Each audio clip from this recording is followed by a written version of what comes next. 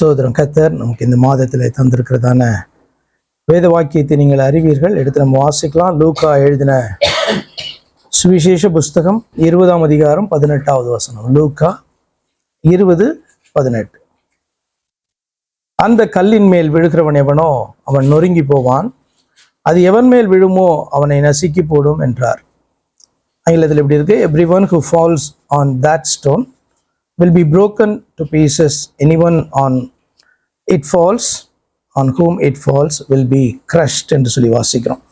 இந்த மாதத்தினுடைய செய்திகளுக்கு துவக்கமாக நீங்கள் கர்த்தருக்கு மித்ருவா அல்லது சத்ருவா என்ற தலைப்பின் கீழே நான் உங்களோடு கூட பகிர்ந்து கொள்ள போகிறேன். Are you a friend or an enemy of the Lord என்று சொல்லி கண்களை மூடி கர்த்தருக்கு முன்பாக நம்ம தாழ்த்துவோம். எங்கள் அன்பாய் நேசிக்கிற எங்கள் பரிசுத்த பிதாவே, இந்த பூமியிலே கர்த்தாவே உம்முடைய பிள்ளைகளை மீட்கும்படியாக பிள்ளைகளிலே ஒருவரைப் போல மாம்சத்தையும் இரத்தத்தையும் உடையவராக வெளிப்பட்டு எங்களுக்காக இரத்தம் சிந்தி மீட்டெடுத்து புத்திர சுவிகாரத்தை எங்களுக்கு தந்தவர். உம்மிடத்திலே வந்தபொழுது கர்த்தாவே, நீரை எங்கள் சிநேகிதராய் இருக்கிறீர்கள் என்று சொல்லி நான் ஒன்றும் உங்களுக்கு நான் மறைக்கவில்லை என்று சொல்லி எல்லாவற்றையும் நீர் வெளிப்படுத்தி நீர் கற்றுக் கொடுத்தீங்கப்பா. இந்த நாளிலும் சத்தியத்திற்கு அநேகர் எதிர்த்து நிற்கிற வேளையில எங்களுடைய கண்களை திறந்து ஆண்டவரே சத்தியத்திற்கு கீழ்ப்படியும்படியாக தாழ்த்தும்படியான பெரிதான ஸ்லாக்கியத்தை நீங்க தந்தீங்கப்பா. எங்களுடைய முரட்டாட்டமான ஸ்பாவங்கள் குணங்களை எல்லாம் ஆண்டவர் உடைத்து நொறுக்கி எடுத்து போட்டு அப்பா உம்முடைய ஜனமாய் மாத்திரமல்ல உம்முடைய கர்த்தாவே சிநேகிதர்களாய் மாற்றினதற்காக நாங்கள் இந்த நேரத்தில் நன்றி செலுத்துகிறோம். இந்த மாதத்தில் எங்களுக்கு தந்திருக்கிற இந்த வார்த்தையை தியானிக்கும் பொழுது எங்களோடு கூட நீர் பேசுவீராக. உணர்வுள்ள ஜனங்களாக நாங்கள் தொடர்ந்து காணப்பட கிருபை செய்யும். கர்த்தராகிய இயேசு கிறிஸ்துவின் நாமத்தில் ஜெபிக்கிறோம் அருமை பிதாவே, ஆமேன். அல்லேலூயா. நீங்கள் கர்த்தருக்கு மித்ருவா அல்லது சத்ருவா? சத்ருன்ற வார்த்தையை கேள்விப்பட்டிருப்போம், அதுக்கு ஆப்போசிட் தான் மித்ரு, ஃப்ரெண்ட் அப்படின்றது. என்ன இன் அதர் வேர்ட்ஸ் எப்படி பார்க்கலாம் அப்படின்னா, டைட்டில் வேத சத்தியத்திற்கு நீங்கள் சத்ருவா அல்லது மித்ருவா. தேவனுக்கு என்ன சத்ரு என்ன மித்ரு அப்படின்றதை பார்க்கலாம். அதனுடைய மீனிங் என்ன அப்படின்னா, அவருடைய வார்த்தைகளுக்கு அவர் நமக்கு வெளிப்படுத்தி இருக்கிறதான சத்தியத்திற்கு நம்ம சத்ருக்களாய் காணப்படுகிறோமா மித்ருவாய் காணப்படுகிறோமா என்கிறது தான். Friend of truth or an enemy of truth. இது யாருக்கு அப்படின்னு சொன்னா, வேத வாக்கியங்களை பெற்றிருக்கிறவர்களுக்கு தான் இந்த செய்தி. உங்களுக்கு அநேக நேரங்களில் நம்ம சபையில் எடுக்கிறதான செய்திகள்லாம் நீங்க பார்த்தீங்க அப்படின்னு சொன்னா, அவர்களுக்கு வேத வாக்கியங்கள் தெரிந்திருக்க வேண்டும் அல்லது வேத வாக்கியங்களை பெற்றவர்களாக இருக்க வேண்டும். இல்லை என்று சொன்னால் இந்த செய்தி அவர்களுக்கு பிரயோஜனமாக இருக்க போறது கிடையாது. அப்ப கர்த்தர் ஏன் இந்த வசனத்தை பேசினார்? கர்த்தர் ஏன் இந்த வசனத்தை பேசினார்?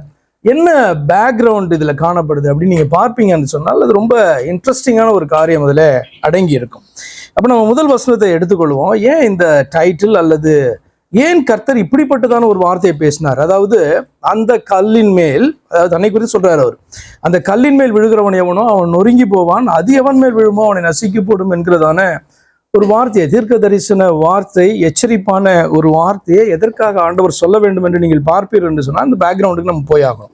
அதுல முதல் வசனத்தை நீங்க போய் பார்ப்பீங்க அப்படின்னு சொன்னா, அந்நாட்களில் ஒன்றில் அவர் தேவாலயத்திலே ஜனங்களுக்கு உபதேசித்து சுவிசேஷத்தை பிரசங்கித்த போது பிரதான ஆசாரியரும் வேதபாரகரும் மூப்பரும் அவரிடத்தில் கூடி வந்து என்று முதல் வசனத்திலே நம்ம வாசிக்கிறோம். அந்நாட்கள்ல ரெகுலரா ஆண்டவர் செய்கிறதான காரியம். இந்த பூமியில அவர் மனிதனாக வெளிப்பட்டதற்கு முக்கியமான பர்பஸ் நாம் அறிந்திருக்கிறோம். நமக்காய் பலி செலுத்தி தன்னுடைய பிள்ளைகளாய் மாற்றும்படியாய். அதே நேரத்துல இன்னொரு காரியம், அவர் பூமியில காணப்பட்ட அத்தனை நாட்களும் ஒரு ஊழியனாக தாசனாக அவர் செயல்பட்டார் என்று சொல்லி நம்ம அறிந்திருக்கிறோம். அப்படி தாசனாக செயல்பட்டதான நாட்களில அவருடைய முக்கியமான காரியம் என்ன அப்படின்னு சொன்னா, கர்த்தருடைய வார்த்தைகள், அதாவது தன்னுடைய வார்த்தைகளை ஜனங்களுக்கு விளங்க செய்கிறது அவருடைய காரியமாக காணப்பட்டது. அதற்கு நடுவுல தான் அற்புதங்கள் அடையாளங்கள் இவைகள் எல்லாம். அது எதுக்கு அப்படின்னா, தான் யார் என்று அறிவதற்காக தான் அற்புதங்களை அடையாளங்களும் ஆண்டவர் செய்தார். ஆனால் வார்த்தைகளை பேசினதற்கு என்ன காரணம் அப்படின்னு சொன்னா, அவரிடத்துல வந்து அவரை விசுவாசித்து பரலோக ராஜ்யத்துல பிரவேசிக்க. அற்புதங்கள் அடையாளங்களால பரலோக ராஜ்யத்துல பிரவேசிக்க முடியாது. அப்ப வார்த்தைகளை சொன்னதனுடைய ரீசன் என்ன அப்படின்னு சொன்னா, அவர்கள் விசுவாசித்து தேவராஜ்யத்தில் பிரவேசிக்கும்படியாக ஜனங்களாய் மாற வேண்டும் என்பதற்காக. அப்ப அந்நாட்களில் என்று சொல்லும் போது இது தொடர்ந்து அவர் அறை வீட்டுக்குள்ளே பிரசங்கம் பண்ணுகிறதை பார்க்கிறோம், மலைகளிலே பிரசங்கம் பண்ணுகிறதை பார்க்கிறோம், படகுல ஏறி பிரசங்கம் பண்ணார், அவர் போனதான அந்த தெருக்களிலே பட்டணங்கள் எல்லாம் பிரசங்கம் பண்ணிட்டு இதெல்லாம் அங்கங்க போய் பண்றதான காரியம். ஆனா இந்த இடத்துல தேவாலயத்துல அவர் தேவாலயத்திலே ஜனங்களுக்கு உபதேசித்து சுவிசேஷத்தை பிரசங்கித்த போதுதான் இந்த வார்த்தையை ஆண்டவர் என்ன பண்றாரு, சொல்லுகிறார்.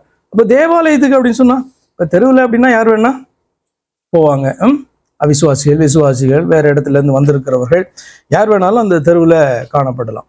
இதெல்லாம் பார்த்தீங்கன்னா ஆண்டவர் அந்த இடத்தை நோக்கி போகிறதான காரியம். ஒரு தெருவு பிரசங்கம் அப்படின்னா அவர் அங்கே போறார், படகுல ஏறாருன்னா அவர் அங்கே போறார், மலையிலன்னா அவர் அங்கே போறார்.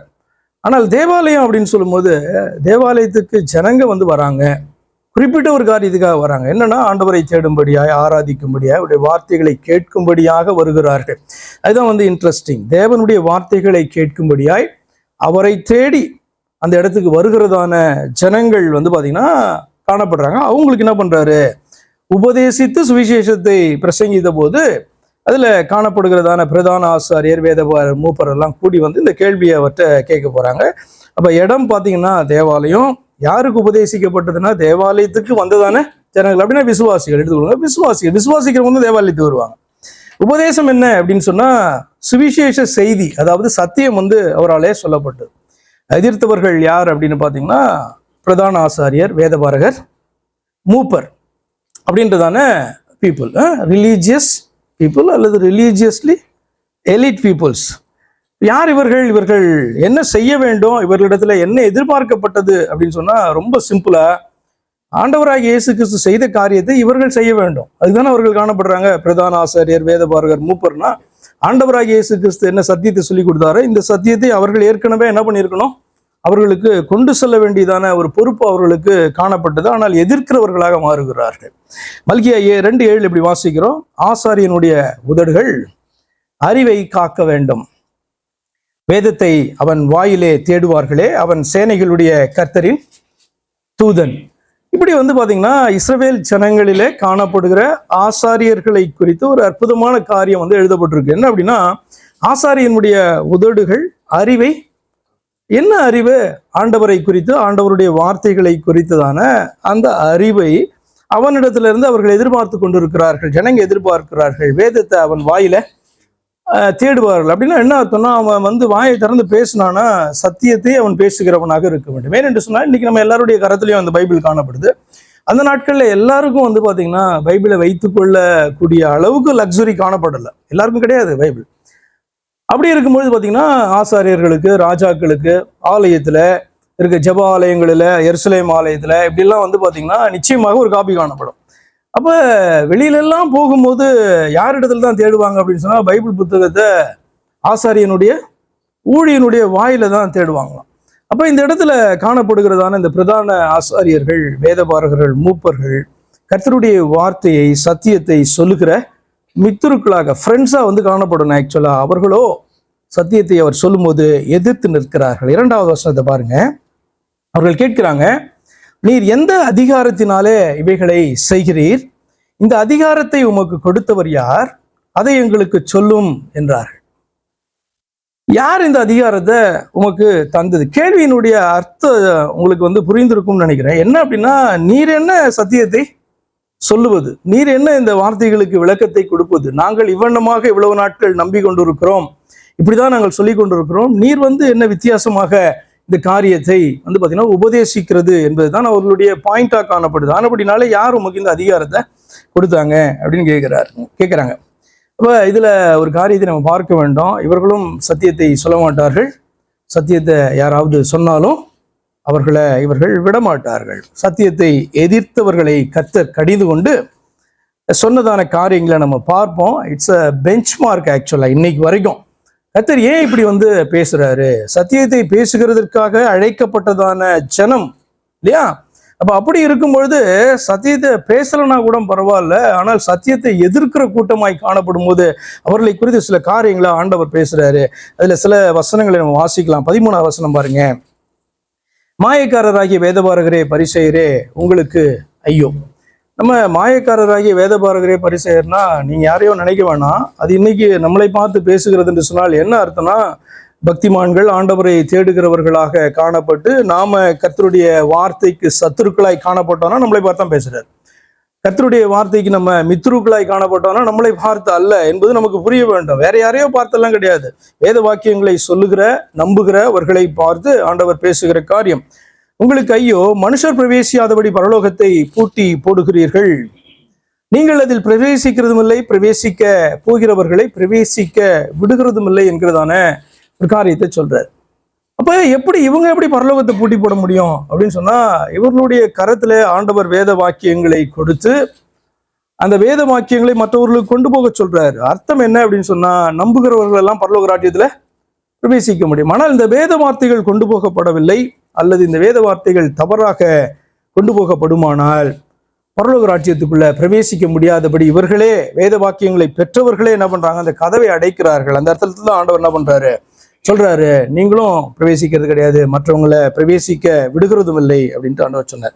14ஆம் வசனத்தை பார்த்தீங்கன்னா, மாயக்காரராகிய வேதபாரகரே பரிசேயரே உங்களுக்கு ஐயோ, பார்வைக்காக நீண்ட ஜெபம் பண்ணி விதவைகளின் வீடுகளை பட்சித்து போடுகிறீர்கள், இது நிமித்தம் அதிக ஆக்கினையை அடைவீர்கள் அப்படின்ட்டு திரும்பவும் இன்னொரு காரியத்தை அவர்களை குறித்து பேசுறாரு. என்ன அப்படின்னு சொன்னா, ஜெபம் பண்ணுவது நல்லது, ஆனால் ஜெபம் எப்பொழுது எப்படி காணப்படக்கூடாது, நீண்ட ஜெபம் சுருக்கமான ஜெபம் என்பது அங்கு முக்கியமான காரியம் அல்ல. ஏனென்று சொன்னால் ஆசாரியர்கள் பெரிய ஜெபம் தான் பண்ணுவாங்க. ஆனால் பார்வைக்காக, அந்த ஜெபம் பார்வைக்காக, தங்களை மேன்மைப்படுத்துவதற்காக, மற்றவர்கள் எவ்வளவு அருமையா ஜெபம் பண்றாரு இந்த ஆசாரியன் என்று சொல்வதற்காக, பார்வைக்காக, மற்றவர்களுக்காக, மற்றவர்கள் நம்மளை குறித்து மேன்மையாக நினைக்க வேண்டும் என்பதற்காக செய்கிறதான காரியம் என்பதை ஆண்டவர் சுட்டி காண்பிக்கிறார். விதவைகளின் வீடுகளை பட்சித்து போடுகிறீர்கள் அப்படின்ற ஒரு வார்த்தையை சொல்றார். இது நேரான ஒரு அர்த்தத்திலே பார்ப்போம் என்று சொன்னால், விதவைகள் என்று சொன்னால் ஒரு பராமரிப்பு இல்லாதபடிக்கு, பாதுகாப்பு இல்லாதபடிக்கு, கணவன் இல்லாதபடிக்கு காணப்படுகிறவர்கள், அவர்களுடைய அந்த இன்ஹெரிட்டன்ஸ் பட்சிக்கப்படுகிறதான ஒரு காரியம். ஆனால் அதற்கு மேல இதுல முக்கியமான ஒரு காரியம் அடங்கி இருக்கிறது. என்ன அப்படின்னா, ரோமர் 7ஆம் அதிகாரம் 1-4 வசனங்களை நம்ம வாசிக்கலாம். ரோமர் 7 1-4 பாருங்க. நியாயப்பிரமாணத்தை அறிந்திருக்கிறவர்களோடே பேசுகிறேன், சகோதரரே, ஒரு மனுஷன் உயிரோடு இருக்கும் அளவும் நியாயப்பிரமாணம் அவனை ஆளுகிறது என்று அறியாமல் இருக்கிறீர்களா? அது எப்படி என்றால், புருஷனை உடைய ஸ்திரீ தன் புருஷன் உயிரோடு இருக்கும் அளவும் நியாயப்பிரமாணத்தின்படியே அவனுடைய நிபந்தனைக்கு உட்பட்டு இருக்கிறாள். புருஷன் மரித்த பின்பு புருஷனை பற்றிய பிரமாணத்திலிருந்து விடுதலையாகிறாள். ஆகையால் புருஷன் உயிரோடு இருக்கையில் அவள் வேறொரு புருஷனை விவாகம் பண்ணினால் விபச்சாரி எனப்படுவாள். புருஷன் மரித்த பின்பு அவள் அந்த பிரமாணத்திலிருந்து விடுதலையானபடியால் வேறொரு புருஷனை விவாகம் பண்ணினாலும் விபச்சாரி அல்ல. பெரிய காரியமெல்லாம் அல்ல, ரொம்ப சிம்பிளா எல்லாரும் அறிந்திருக்கிற பிரமாணத்தின் காரியத்தை சொல்லி அதுல இருந்து பாத்தீங்கன்னா சில காரியத்தை அவர் கற்றுக் கொடுக்கிறார். அப்படி போலவே இப்படி எல்லாரும் அறிந்திருக்கிற ஒரு காரியத்தின் மூலமாய் நான் கற்றுக் கொடுக்கிறேன் என்று சொல்லி, அப்படி போல என் சகோதரரே, நீங்கள் மரித்தோரிலிருந்து எழுந்த கிறிஸ்து என்னும் வேறுடையவர்களாகி தேவனுக்கென்று கனி கொடுக்கும்படி கிறிஸ்துவின் சரீரத்தினாலே நியாயப்பிரமாணத்துக்கு மரித்தவர்கள் ஆனீர்கள். என்ன சொல்றாருன்னா, நியாயப்பிரமாணம் என்பது எல்லா மனிதர்களையும் கட்டி கொண்டிருக்கிறதான முதல் புருஷனா அப்படி காணப்படுது. ஆனால் நியாயப்பிரமாணத்தினுடைய அர்த்தம் என்ன, அது யாரை நோக்கி நம்ம நடத்துகிறது என்று சொன்னால் கிறிஸ்துவை நோக்கி அது நடத்துகிறதா இருக்கிறது. அப்ப ரட்சிக்கப்படுகிறவர்களுக்கெல்லாம் யார் தான் இப்ப தெய்வமாக காணப்படுகிறார், நாயகனாக காணப்படுகிறார் என்று சொன்னால் கிறிஸ்து நாயகனாக காணப்படுகிறார். அப்ப நியாயப்பிரமாணத்தின் கட்டிலிருந்து விடுதலையாகி கிறிஸ்து என்னும் புருஷனுக்கு அவர்கள் மனவாட்டியாக மாறுகிறார்கள். அப்ப இந்த பரிசேயர், வேதபாரகர்கள், மூப்பர்கள் எல்லாம் என்னதான் செய்திருக்க வேண்டும் என்று சொன்னால், கிறிஸ்துவனிடத்துல அவர்களை நடத்தணும். அதாவது ஜனங்கள் எல்லாம் எப்படி காணப்படுறாங்க, விடோச போல காணப்படுறாங்க. தங்களுடைய நாயகனை, தங்களுடைய தெய்வத்தை அறியாதவர்களாக நியாயப்பிரமாணத்தின் கட்டுகளுக்குள்ளே சிக்கி இருக்கும் பொழுது அவர்களுக்கு என்னதான் சொல்லிக் கொடுக்க வேண்டும், புதிய உடன்படிக்கை குறித்து சொல்லி இருக்க வேண்டும். நியாயப்பிரமாணம் சொல்லுகிறவர் பூமிக்கு இறங்கி வந்திருக்கிறார் என்று சொல்லி அவரை காண்பித்து கொடுக்க வேண்டும். ஆனால் விதவைகளுடைய வீடை பட்சிக்கிறார்கள் சொன்னால் அவருடைய ஆத்மாவை பட்சிக்கிறார்கள்.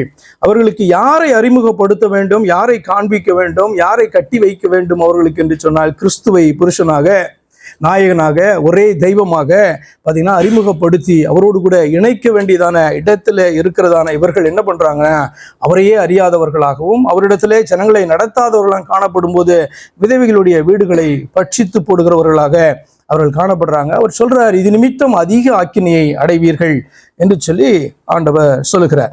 15வது வசனத்தில் நீங்க பார்ப்பீங்கன்னா திரும்பவும் பேசுகிறதான காரியம், மாயக்காரராகிய வேதபாரகரே பரிசேயரே உங்களுக்கு ஐயோ. யார் இவங்க?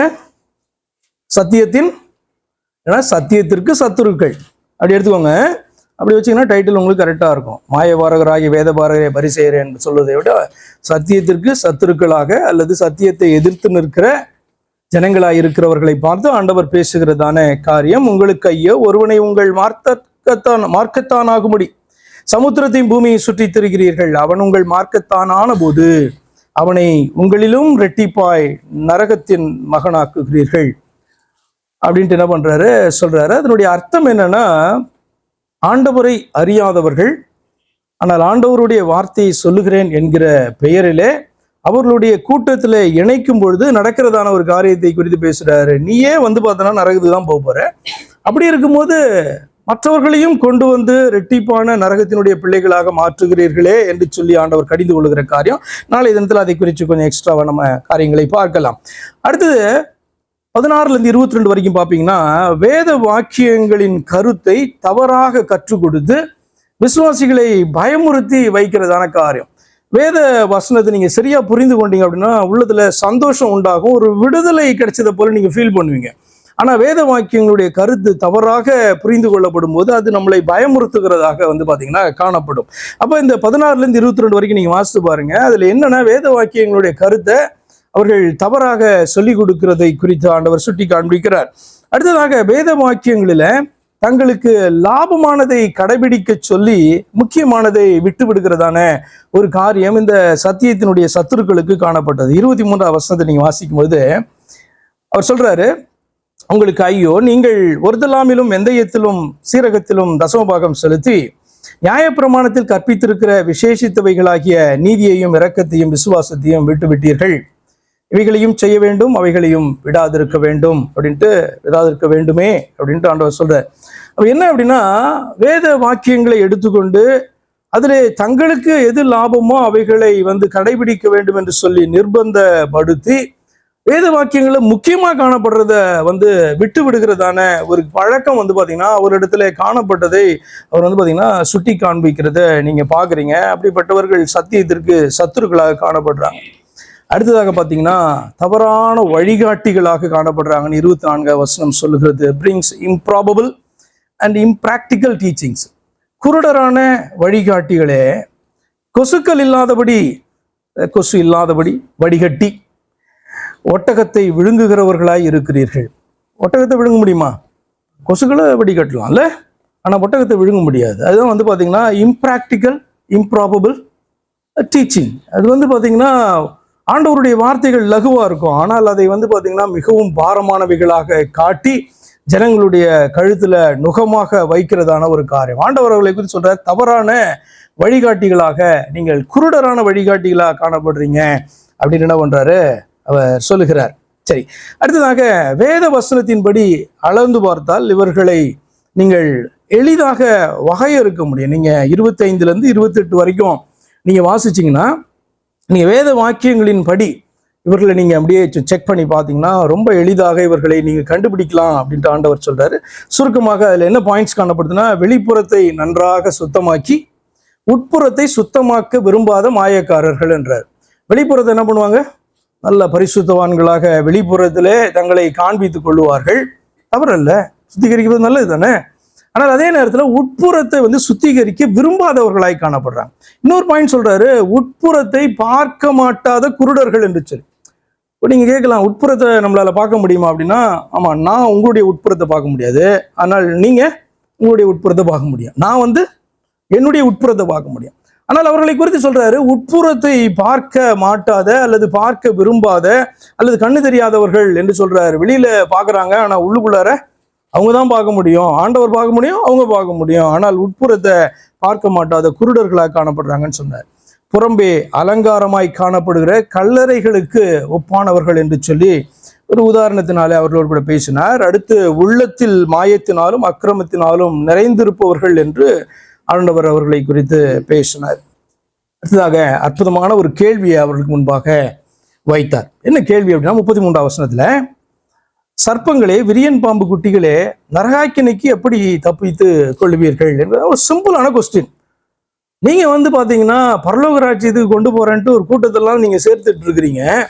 ஆனா சத்தியத்தை சொல்ல நான் வந்தபொழுது உனக்கு இந்த அதிகாரத்தை யார் கொடுத்தா அப்படின்னு சொல்லிட்டு என்னை நீங்கள் எதிர்த்து நிற்கிறவர்களா நீங்க காணப்படுறீங்க. நீங்களும் சொல்ல மாட்டீங்க, ஆனா சொல்ல வருகிற ஒருவரையும் நீங்கள் விடுகிறவர்களாகவும் இல்லை. அவர் சொல்றாரு, நரகாக்கினிக்கு நீங்க எப்படி தப்பித்துக் கொள்வீங்க அப்படின்ற ஒரு கேள்வியை அவர்களுக்கு முன்பாக வைக்கிறார். அடுத்து நடக்க போகிற காரியங்களை தீர்க்க தரிசனமாக ஆண்டவர் சொன்னார். 34, 35, 36 வசனத்துல அதை நீங்க வாசிக்க முடியும். அப்படி நான் குயிக்கா வாசித்து போயிடுறேன். ஆகையால் இதோ தீர்க்க தரிசிகளையும் ஞானிகளையும் வேத பாரகரையும் உங்களிடத்தில் அனுப்புகிறேன். அவர்களில் சிலரை கொன்று சிலுவைகளில் அறைவீர்கள், சிலரை உங்கள் ஆலயங்களில் வாரினால் அடித்து ஊருக்கு ஊர் துன்பப்படுத்துவீர்கள். அப்ப தேவன் சத்தியத்தை பேசுவதற்கு ஜனங்களை தெரிந்து கொண்டு அவர்களை அனுப்பும் பொழுது அவர்களில சிலரை கொல்லுகிறதும் சிலுவையிலே அறைகிறதும் வாரினாலே அடிக்கிறதும் ஊருக்கு ஊர் அவங்கள துன்பப்படுத்துறதும் விரட்டி அடிக்கிறதுமான காரியத்தை நீங்க செய்வீங்க. 35, நீதிமானாகிய ஆபேலின் ரத்தம் முதல் தேவாலயத்துக்கும் பலிபீடத்துக்கும் நடுவே நீங்கள் கொலை செய்த பரகியாவின் குமாரனாகிய சகரியாவின் ரத்தம் வரைக்கும் பூமியின் மேல் சிந்தப்பட்ட நீதிமான்களுடைய இரத்தப்படி எல்லாம் உங்கள் மேல் வரும்படியாக இப்படி செய்வீர்கள் என்று சொல்லி ஆண்டவர் சொன்னார். அந்த காரியங்கள்லாம் நடந்தது. அப்கோர்ஸ் நடந்து கொண்டுதான் இருக்கு. ஆனால் முதல் நூற்றாண்டில் அதிகமாய் நடந்தது. 36ஆவது வசனத்துல, இவைகளெல்லாம் இந்த சந்ததியின் மேல் வரும் என்று மெய்யாகவே உங்களுக்கு சொல்லுகிறேன் என்று தீர்க்க தரிசனமாக காரியத்தை ஆண்டவர் பேசினார். அடுத்தது எச்சரிப்பாக ஒரு காரியத்தை சொன்னார். அது 37, 38 இருக்கும். என்ன அப்படின்னா, எருசலேமே எருசலேமே அப்படின்னா சபையே சபையே, என் ஜனமே என் ஜனமே என்ற அர்த்தம். தீர்க்கதரிசிகளை கொலை செய்து உன்னிடத்தில் அனுப்பப்பட்டவர்களை கல்லெறிகிறவளே, கோழி தன் குஞ்சுகளை தன் சிறகுகளின் கீழ் கூட்டி சேர்த்து கொள்ள வண்ணமாக நான் எத்தனை தரமோ உன் பிள்ளைகளை கூட்டி சேர்த்து கொள்ள மனதாயிருந்தேன், உங்களுக்கோ மனதில்லாமற் போயிற்று. இதோ உங்கள் வீடு உங்களுக்கு பாழாக்கி விடப்படும் அப்படின்ட்டு ஆண்டவர் சொன்னார். என்ன அப்படின்னு சொன்னா, என்னுடைய பக்கத்துல உங்களுடைய தேவனாக, உங்களை சிருஷ்டித்தவராக, உங்களுடைய தகப்பனாகி ஆபிரகாமும் கூட உடன்படிக்கை பண்ணினவராக, உங்களை ரட்சிக்கிறதுக்கு என்னென்ன காரியங்கள்லாம் செய்யணுமோ அவ்வளவு காரியங்களையும் அதிகமாகவே செய்திருக்கிறேன்னு ஆண்டவர் சொல்றார். எத்தனையோ பேர் உங்களிடத்துல நான் அனுப்பிட்டேன், உங்களை மனம் திரும்பும்படியாக, உங்களை சேர்த்து கொள்ளும்படியாக பாத்தீங்கன்னா எனக்கு மனது காணப்பட்டபடினா அப்படி செய்தேன். ஆனா உங்களுக்கோ என்னிடத்துல வருகிறதற்கும் மனம் திரும்புகிறதற்கும் உங்களுடைய தெய்வமாகி என்னை ஏற்றுக்கொள்வதற்கும் மனதில்லாமற் போயிற்று. இதோ உங்கள் வீடு உங்களுக்கு பாழாக்கி விடப்படும் அப்படின்னு சொல்றாரு. என்ன அப்படின்னா, நீங்க ஒரு நம்பிக்கையில நீங்கள் உங்களுடைய ரிலீஜியனை கட்டிட்டு இருக்கீங்க, உங்க மார்க்கத்தை. ஆனால் அது ஒருபோதும் உங்களை பரலோகத்துக்கு கொண்டு போகிறது இல்லை அப்படின்றதான ஒரு வார்த்தையை தீர்க்க தரிசனம் ஆண்டவர் சொன்னார். கடைசியாக சுருக்கமாக தாம் யார் என்பதை சொல்லி முடித்தார். 39 வசனத்துல பாருங்க, கர்த்தருடைய நாமத்தினாலே வருகிறவர் ஸ்தோத்திரிக்கப்பட்டவர் என்று நீங்கள் சொல்லும் அளவும் இது முதல் என்னை காணாதிருப்பீர்கள் என்று உங்களுக்கு சொல்லுகிறேன்.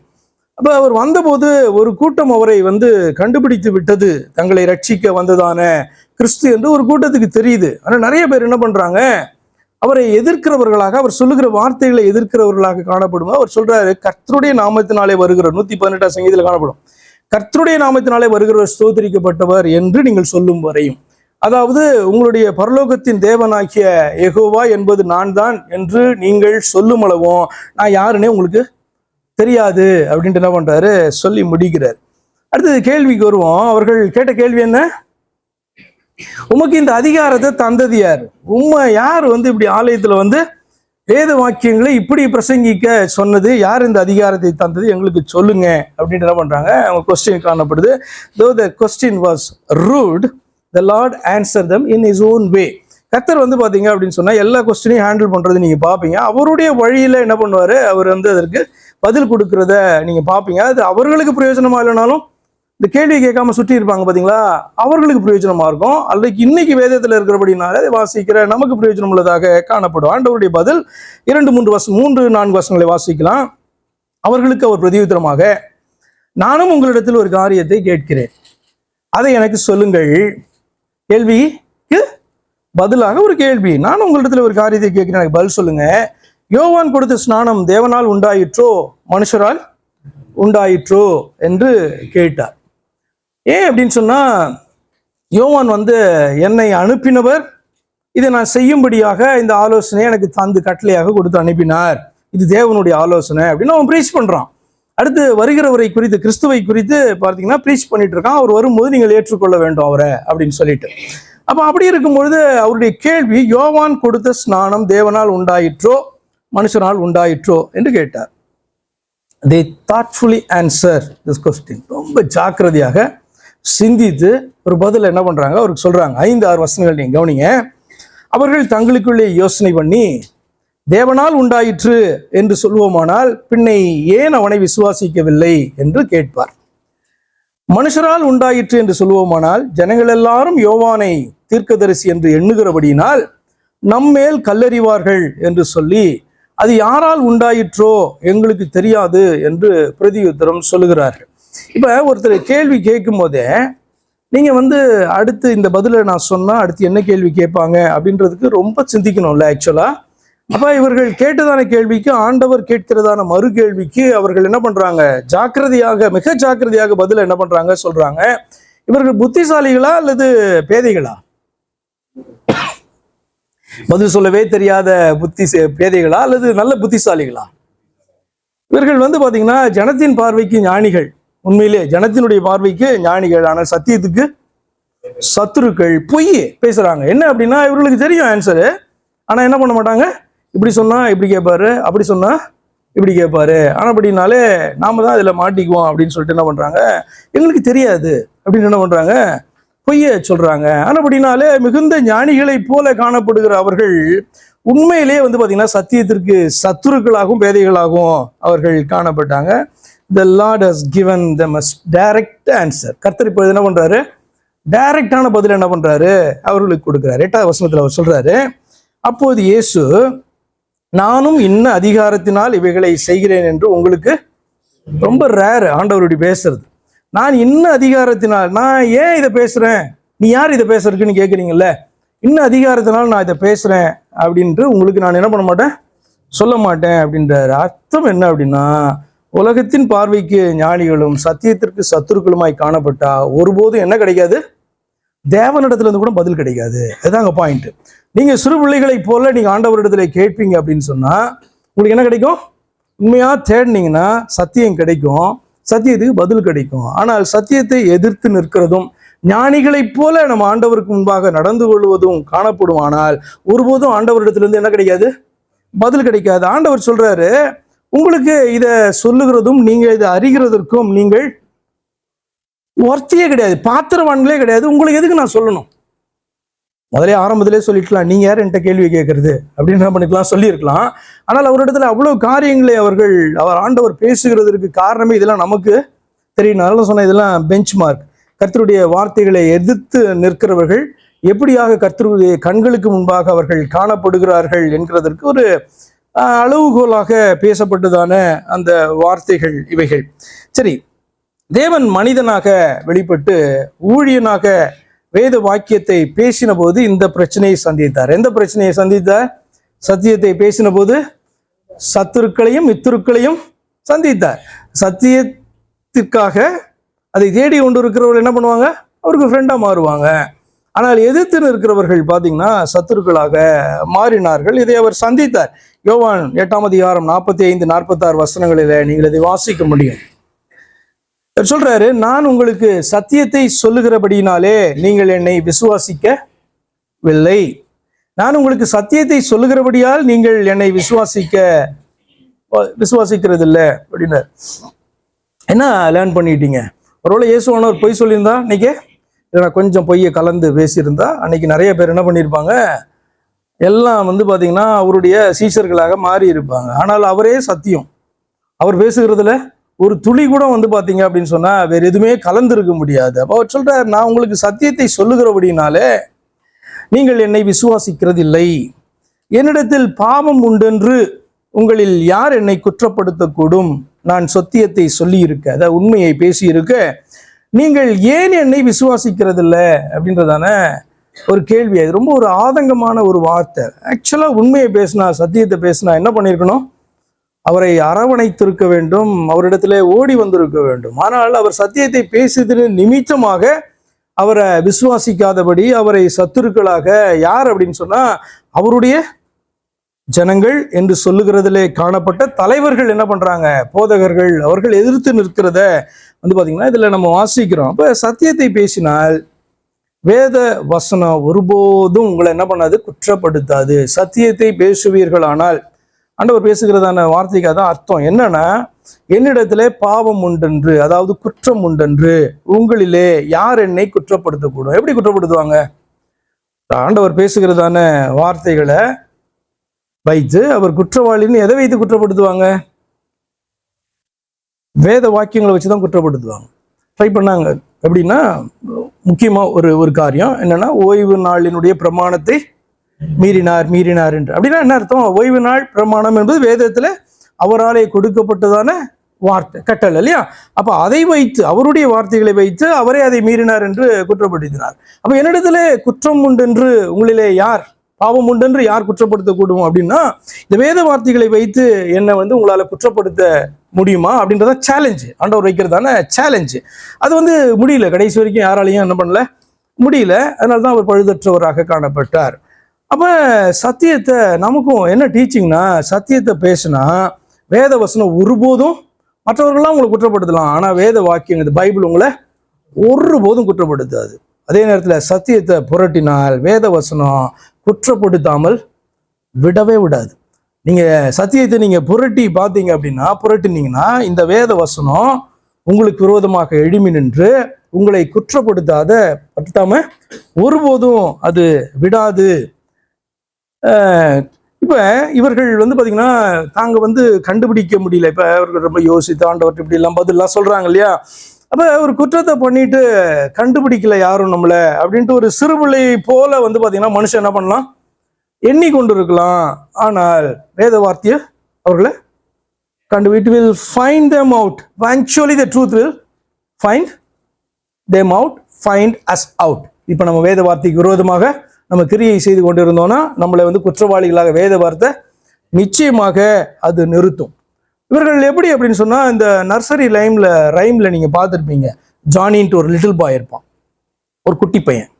அவன் வந்து பாத்தீங்க அப்படின்னா கேண்டீஸு ஸ்வீட்ஸ் எல்லாம் எடுத்து, குட்டி பையன் அந்த மாதிரி வச்சுக்கோங்களேன், சின்ன பையன். அவன் வந்துட்டு அவங்க அப்பா வந்து பிடிச்சி கேட்குறாரு, ஜானி.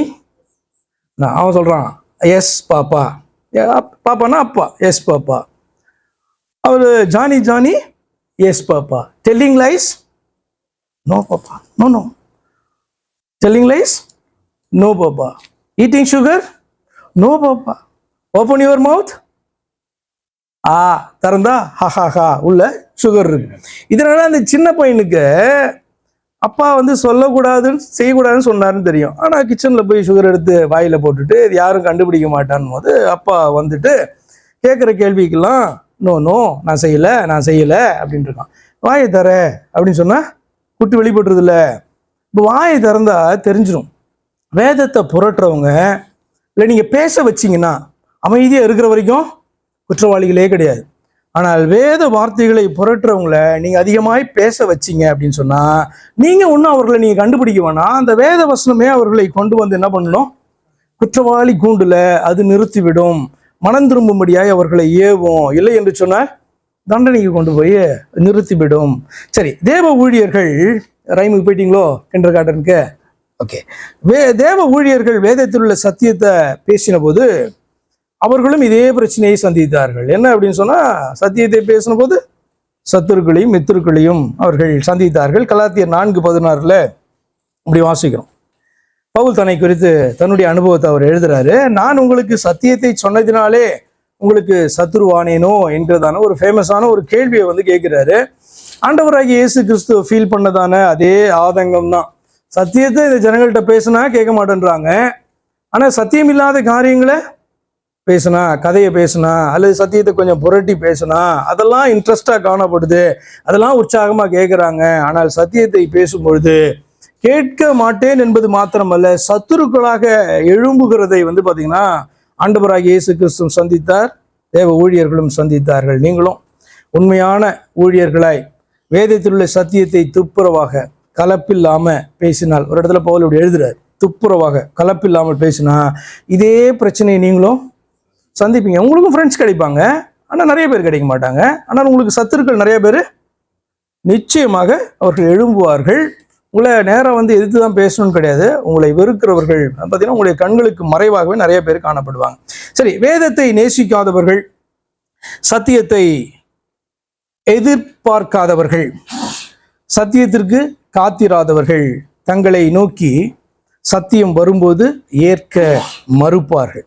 சத்தியத்தை பேசுகிறவர்களை சத்துருக்களாக பார்ப்பார்கள். என்ன அப்படின்னு சொன்னா, இப்போ நமக்கு சத்தியம் தெரியாது, ஒரு மனுஷனுக்கு சத்தியம் தெரியல. ஒரு கிறிஸ்தவன் தான் வச்சுக்கோங்களேன், வேதத்தை சோ கால்டு கிறிஸ்டியன்ஸ் வச்சுக்கோங்களேன். கிறிஸ்டியனா வேற மாதிரி நினைக்காதீங்க. சோ கால்டு கிறிஸ்டியன், பெயர் கிறிஸ்தவன். வேதம் உண்டு, பைபிள் உண்டு, பைபிளை நேசிக்கணும். ஆனால் வேதத்தில் உள்ள வார்த்தைகளுடைய கருத்து அவனுக்கு தெரியல. ஆனால் இதை தெரிந்து கொள்ள வேண்டும் என்று அவன் எதிர்பார்த்து கொண்டிருப்பான் என்று சொன்னால், சத்தியம் அவனை நோக்கி ஒரு நாள் வரும் பொழுது நிச்சயமாக சத்தியத்தை ஆவலோடு கூட அவனால ஏற்றுக்கொள்ள முடியும். ஆனால் அப்படி அந்த சத்திய வார்த்தைகளை அவன் விரும்பி கொண்டிருக்கிறவனாக இல்லை, அல்ல எதிர்பார்த்து கொண்டிருக்கிறவனாக இல்லை அப்படின்னு சொன்னா, சத்தியம் ஒரு நாள் it will come and knock is door. அந்த நேரத்தில் வந்து பார்த்தீங்கன்னா அது என்ன பண்ணுவான், எதிர்த்து நிற்கிறவனான, ரிஜெக்ட் பண்ணுகிறவனாக மாத்திரமல்ல, அப்படி கொண்டு வருகிறவரையெல்லாம் எதிர்க்கிறவனாக, சத்ருவாக அவன் மாறுவான். வேதத்தில் இப்படி எதிர்பார்த்து கொண்டிருந்தான சில காரியங்களை நான் காமிக்கிறேன். யோவான் 1:45 இப்படி வாசிக்கிறோம். பிலிப்பு நாத்தான் வேலை கண்டு நியாயப்பிரமாணத்திலே மோசேயும் தீர்க்கதரிசிகளும் எழுதியிருக்கிறவரை கண்டோம். அவர் வந்து யோசேப்பின் குமாரன் ஆசிரியத்தூரானாகிய இயேசுவே அப்படின்னு சொல்றான். அப்படியானால் இந்த ரெண்டு பேரும், பிலிப்பும் சரி நாத்தான் மேலும் சரி, வேத வாக்கியங்களில் நம்முடைய இரட்சகரை குறித்து எழுதி இருக்கிறது. அவர் வந்து பார்த்தீங்கன்னா ஒரு நாள் வருவார் என்று காத்திருக்கிறார்கள், அவளோடு கூட காத்திருக்கிறார்கள். ஆனப்படினாலும் இந்த வார்த்தைகளை சொல்றாங்க, வேத வாக்கியங்கள் சொல்லுகிறவரை நாங்கள் என்ன பண்ணோம், எங்களுடைய கண்களால நாங்கள் கண்டுட்டோம் அப்படின்னு சொல்றாங்க. அப்படியானால் சத்தியத்தை காணும்படி வாஞ்சியோடு கூட காத்திருந்தவர்கள். 1 கொரிந்தியர் 2ஆம் அதிகாரம் 8-9 வசனங்களில் நம்ம வாசிக்கிறோம். அதை இப்பிரபஞ்சத்து பிரபுக்களில் ஒருவனும் அறியவில்லை. என்ன அப்படின்னா, தேவன் ஆயத்தப்படுத்தி வைத்திருந்ததான அந்த காரியத்தை வந்து பார்த்தீங்கன்னா பிரபஞ்சத்தினுடைய பிரபுக்களில் ஒருவனும் அறியவில்லை. அறிந்தார்கள், ஆனால் மகிமையின் கர்த்தரை அவர்கள் சிலுவையில் அறைய மாட்டார்களே. எழுதி இருக்கிறபடி தேவன் தம்மில் அன்பு கூறுகிறவர்களுக்கு ஆயத்தம் பண்ணினவைகளை கண் காணவும் இல்லை, காது கேட்கவும் இல்லை, அவைகள் மனுஷருடைய இருதயத்தில் தோன்றவும் இல்லை. அப்படியானால் இவர்கள் ஆண்டவரை தேடவும் இல்லை, அவருடைய வார்த்தைகளுக்கு காத்திருக்கவும் இல்லை. இப்போ ஆண்டவர் அவருடைய வார்த்தைகளை தேடினா கூட ஆண்டவரை கண்டுபிடிச்சிடலாம் தானே. ஆண்டவரை தேடுறதுன்னா அதான், வார்த்தையை தேடினீங்கன்னா அவரை கண்டுபிடிச்சிடலாம், வார்த்தையில் அவர் தான் காணப்படுகிறார் இல்லையா. ஆனால் இவர்களுடைய இருதயத்தில் கூட அது தோன்றலை. ஏன் என்று சொன்னால் சத்தியத்தை விரும்பி அவர்கள் காத்திருக்கவில்லை. லூக்கா 2:25 வாசிக்கிறோம். அப்போது சிமியோன் என்னும் பெயர் கொண்ட ஒரு மனுஷன் எருசலேமிலே இருந்தான். அவன் நீதியும் தேவபக்தியும் உள்ளவனாயும் இஸ்ரவேலில் ஆறுதல் வர காத்திருக்கிறவனாயும் இருந்தான். அவன் மேல் பரிசுத்த ஆவி இருந்தார் என்று ஒரு மனிதனை குறித்து இந்த இடத்துல சொல்லப்பட்டிருக்கு. சிமியோன் இவன் வந்து இஸ்ரவேலில் ஆறுதல் வர காத்திருக்கிறவனாயும், ஆறுதல் வரனா என்ன அர்த்தம், அவர்களுடைய நாயகனுடைய வருகை என்று அர்த்தம், அவனுடைய மேசியாவுடைய இரட்சகருடைய வருகை என்று அர்த்தம். இஸ்ரவேலிலே ஆறுதல் வர அவன் காத்திருந்தவனா இருந்தான், அவன் மேல் பரிசுத்த ஆவி இருந்தார். அப்ப இயேசுவானவரை கண்டபோது பாத்தீங்கன்னா இந்த குழந்தைய பாலகனை கையில ஏந்தி கொண்டு அவன் என்ன பண்றான், பேச ஆரம்பிக்கிறான். இது வந்து சத்தியத்தை அறிவிக்கிற தானே சிமியோன். இவர் ஒரு தாத்தா. இன்னொரு பாட்டியை பார்க்கலாம் 28ஆம் வசனத்துல, லூக்கா 2:28-38. இவன் வந்து பார்த்தீங்கன்னா பானுவேலின் குமாரத்தியாகிய அன்னாள் அப்படின்றதான ஒரு விதவை, மிகவும் வயது சென்றவள். அவளும் அந்நேரத்தில் வந்து நின்று கர்த்தரை புகழ்ந்து எருசலேமிலே மீட்புண்டாக காத்திருந்த யாவருக்கும் அவரை குறித்து பேசினாள். இப்ப இவர்களெல்லாம் சில பெயர் தெரிந்ததானவர்கள், ஆனால் எருசலேமில மீட்புண்டாக காத்திருந்தவர்கள் காணப்பட்டார்கள். அவருடைய பெயர்லாம் நமக்கு தெரியாது. அப்ப இந்த இடத்துல வாசிக்கிறோம், மீட்புண்டாக காத்திருந்ததான யாவருக்கும் என்ன பண்றா, இயேசு கிறிஸ்துவை குறித்து அவள் என்ன பண்றா, பேசுகிறவளாக காணப்படுகிறார். அப்ப சத்தியத்தை அறிந்தால் அதை வந்து ஆணா இருந்தாலும் சரி பெண்ணா இருந்தாலும் பேசணும், மற்றவங்களுக்கு கொண்டு போகணுமே வழியா அந்த சத்தியத்தை எதிர்த்து நிற்கக்கூடாது, சத்ருவாக மாறக்கூடாது. இது வந்து பாத்தீங்க அப்படின்னா அண்ணால் தானே பேசுறான்ட்டு சிமியோன் வந்து நீ எப்படி பேசலாம், நீ ஸ்திரீ தானே அப்படின்ட்டு இவரு சொல்றதுக்கு இவருக்கு அதிகாரமே கிடையாது முதல்ல. அதே மாதிரி சிமியோன் உனக்கு ரொம்ப வயசாயிடுச்சு, நீ எப்படி பேசலாம் அப்படின்ட்டு வேற வாலிபராய் காணப்படுகிற ஆசாரியர்களும் அந்த தாத்தாவை எதிர்த்து நிற்கிறதுக்கு ஒரு அதிகாரமுமே கிடையாது. ஆனபடினாலே கர்த்தரை அறிந்தோம் என்றால், அவருடைய வார்த்தை நமக்கு புரிந்ததென்றால், அவருடைய வார்த்தைகளை ஆணா இருந்தாலும் பெண்ணா இருந்தாலும் சரி கொண்டு போக வேண்டும் ஒழிய அந்த வார்த்தைகளை எதிர்த்து நிற்கக்கூடாது. நமக்கு பேச தெரியலன்னா ஆண்டவர்கிட்ட கேட்கணும், எனக்கு கற்றுக் கொடுங்க பேசுறதுக்கு அப்படின்ட்டு. பேசுகிறவர்களை பார்த்து என்ன சொல்லக்கூடாது, நீ எப்படி பேசலாம், உனக்கு யார் இந்த அதிகாரத்தை தந்தது அப்படின்ட்டு இவர்களை இந்த ரிலீஜியஸ் லீடர்ஸை போல கேட்கக்கூடாது. இப்போ சத்தியத்தை அறிந்து ஏற்பது முக்கியம், சத்தியத்தை பேசுவது முக்கியம், சத்தியத்தை புரட்டினால் அதை ஆராய்ந்து பார்த்து எதிர்ப்பதும் முக்கியம். நீங்கள் கர்த்தருக்கு சத்துருவா அல்லது மித்துருவா? நம்மளாம் கர்த்தருடைய ஃப்ரெண்ட்ஸாக இருக்கிறோம் இல்லையா? கர்த்தர் ஒரு வார்த்தையை சொன்னார், இந்த வார்த்தையை நான் வாசித்து நான் முடிக்கிறேன். யோவான் 15:14 எப்படி நீங்கள் வாசிப்பீங்க? யோவான் 15:14, நான் உங்களுக்கு கற்பிக்கிற யாவையும் நீங்கள் செய்வீர்களானால் என் சிநேகிதராய் இருப்பீர்கள். உங்களை நான் இனி பார்த்தீங்கன்னா என்னுடைய சிநேகிதர் என்று சொல்லுகிறேன் அப்படின்ட்டு ஆண்டவர் சொல்லிட்டு இந்த காரியத்தை சொல்றார், நான் கற்பிக்கிற யாவையும் நீங்கள் கை கொள்வீர்களானால் என் சிநேகிதராக இருப்பீர்கள். சிநேகிதர் அப்படின்னும் போது நீ அதில் மேலெல்லாம் போய் வாசித்தீங்கன்னா உங்களுக்கு புரியும் அதனுடைய ப்ரிவிலேஜ் என்ன. இப்போ நம்ம தேவனுடைய பிள்ளைகள், அவருடைய பிள்ளைகள் என்று சொல்வது மிகப்பெரிய ஒரு ஸ்லாக்கியம், ப்ரிவிலேஜ் இல்லை. ஏன்னா அவருடைய இன்ஹெரிட்டன்ஸ் நமக்கு கிடைக்கும் இல்லையா, அந்த சுதந்திரம் கிடைக்கும். ஆனால் ஃப்ரெண்ட்ஸுன்றதும் அவ்வளோ முக்கியம். ஏன் தெரியுமா? அவர் எந்த அர்த்தத்தில் தெரியுமா சொல்றாரு, நான் உங்களுக்கு ஒன்றும் மறைத்து வைக்கல, உங்களுக்கு என்னெல்லாம் சொல்லணுமோ அவ்வளவும் நான் சொல்லிட்டேன். பிள்ளைங்கள்ட்ட சொல்ல முடியாது. ஏன் அப்படின்னு சொன்னா, பிள்ளைகள் வளரணும். பிள்ளைங்க நம்முடைய ஃப்ரெண்டுன்ற அளவுக்கு என்ன பண்ணணும், வந்தா பிள்ளைகள்ட்ட எல்லாம் மறைக்காம சொல்லலாம். ஆனால் பிள்ளைகள் என்னென்ன ஸ்டேஜில் வேணா இருப்பாங்கல்ல, சின்ன பிள்ளைகளாக இருப்பாங்க, அவங்கள்ட்ட எப்படி நீங்கள் எல்லாத்தையும் ஷேர் பண்ண முடியும்? பண்ண முடியாது. அப்போ ஆண்டவர் தன்னை ஏற்றுக்கொண்டதான சீஷர்களை அவருடைய வார்த்தைகளை கடைபிடிப்பார்களானால் அவர் சொல்றாரு, நீ என்னுடைய பிள்ளைகள் மாத்திரமல்ல, நீங்க என் ஃப்ரெண்ட்ஸு அப்படின்னு சொல்றாரு, மித்ருக்கள் அப்படின்னு சொல்றாரு. அப்படினால இன்றைக்கு நம்ம பார்த்ததான செய்தியில என்ன அப்படின்னு சொன்னா, சத்தியத்தை எதிர்த்து நிற்கிறதான சத்துருக்களாக நம்ம ஒருபொழுதும் காணப்படக்கூடாது. எதிர்த்து நிற்கணும் நல்லா புரிந்து கொள்ளுங்க. ஆண்டவரை எதிர்த்து நிற்கணும் என்ன அர்த்தம்னா, அவருடைய வார்த்தைகளை சத்துருவா வகை வார்த்தைகளை எதிர்த்து இருக்கிறது தான் அது குறிக்கிறது. அவரை நம்ம எதிர்த்து என்ன பண்ண போறோம், நிற்க போறோம் இல்லையா? மீனிங்கே என்னன்னா, அவர் நம்மை நோக்கி அனுப்பினதான வார்த்தைகளை சத்தியத்தை எதிர்த்து நிற்கிறதான ஒரு காரியமாய் காணப்படுது. ஆனால் அப்படின்னா ஆண்டவர் சொல்றாரு, அந்த கல்லின் மேல் விழுகிறவன் எவனோ அவன் நொறுங்கி போவான். தேவையா? அதனாலதான் பார்த்தீங்கன்னா அவர்களை பார்த்து சிம்பிளான ஒரு கொஸ்டின் கேட்டார், எப்படி நீங்க நரகாக்கினிக்கு எல்லாம் வாழறீங்க, இப்படி இருக்கீங்க அப்படி இருக்கீங்க நல்லா இருக்கிறீங்க என்னென்னமோலாம் பேசுறீங்க, ஆனால் எப்படி நரகாக்கினிக்கு நீங்க தப்பித்துக் கொள்வீங்க? சத்தியத்தை எதிர்த்து நின்று, நான் சொல்லுகிற வார்த்தையை எதிர்த்து நின்று எப்படி நீங்க தப்பித்துக் கொள்ள முடியும்? அப்படின்னா அந்த ஒரு வார்த்தையை குறித்து அவர்கள் சிந்தித்தாலும் கூட நம்மள நரகத்துக்கு போவோன்னு சொல்றாரு இவரு அப்படின்னு சொல்லி சிந்தித்து பார்த்து மனம் திரும்புவார்கள் அல்லவா?